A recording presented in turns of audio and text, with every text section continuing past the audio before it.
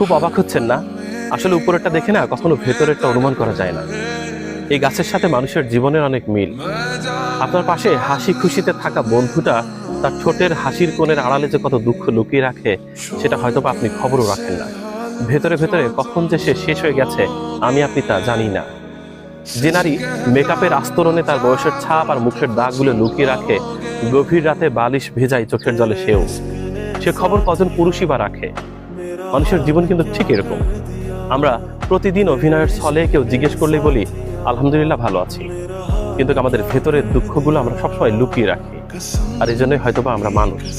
দেখেন, গাছের উপরের দৃশ্যটা দেখে কখনো বোঝাই যায়নি ভেতরে এমন জরাজীর্ণতা, এমন ঋদ্ধ রিক্ত অবস্থা। সামান্য কয়েক ইঞ্চিতে প্রাণ সঞ্চার করছে গাছটি। সত্যি এই গাছ থেকে অনেক শেখার আছে।